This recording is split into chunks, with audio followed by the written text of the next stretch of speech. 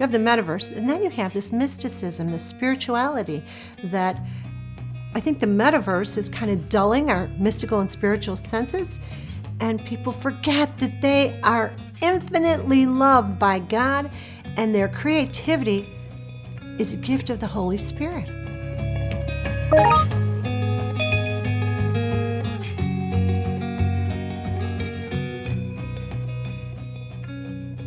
Our Catholic faith and other Christian traditions and even Eastern traditions include mysticism. Why is this so important? Because it informs this whole eternal exchange, the divine exchange that is how we were meant to live. If we surrender this mystical sense in us, this spiritual sense, our ceiling gets very low in terms of how we understand ourselves, how we understand others, and how we understand God. You need the mystical senses.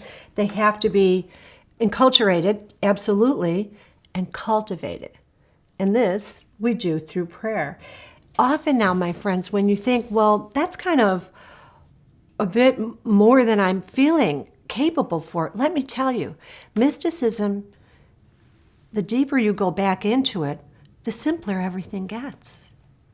It doesn't complicate anything, because the further you go into it, the more quickly the externals fall away from you that are distracting you from your spirit. And the more stripped down your life becomes, the more stripped down your thinking becomes.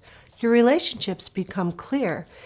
The idea of interpersonal combat is jettisoned. It's viewed as a waste of libido and lifeblood. And what takes its place is a real craving for earnest exchange between the people in your life and you. And that's one of the beautiful fruits of surrendering to the silence and allowing the Spirit to, hold you and help you to resonate like our brothers and sisters who have gone before us.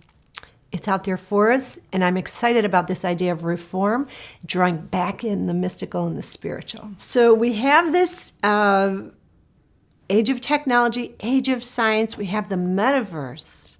Wow, the Metaverse. What are the hazards now that we have to look at, like Christ would, as he walked the earth? We have to look squarely in the face of the Metaverse. It seems to me that the Metaverse is making a lot of decisions for people. The commodity is your attention. The commodity is your attention. Well, we know that whatever we pay attention to will develop and grow. But what if what we're paying attention to is not our own creation? It's somebody else telling you what you should think, what you should hear, what you should see. In other words, somebody is deciding for you in advance how you're going to use your critical thinking faculty.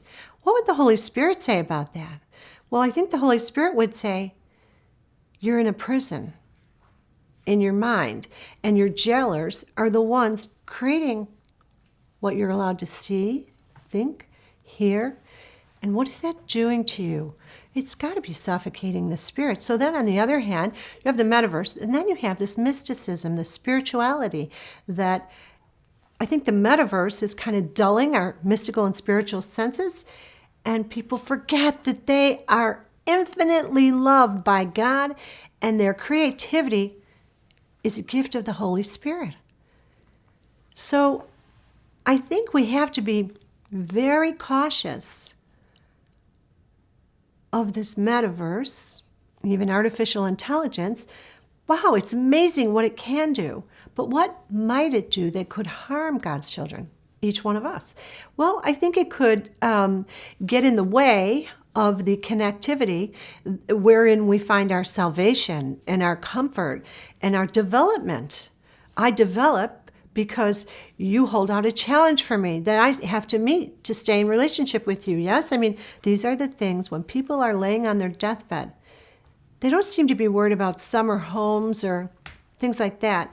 They seem to be concerned for their loved ones. The priority seems to consistently be the people whom they loved or whom they had an obligation to love.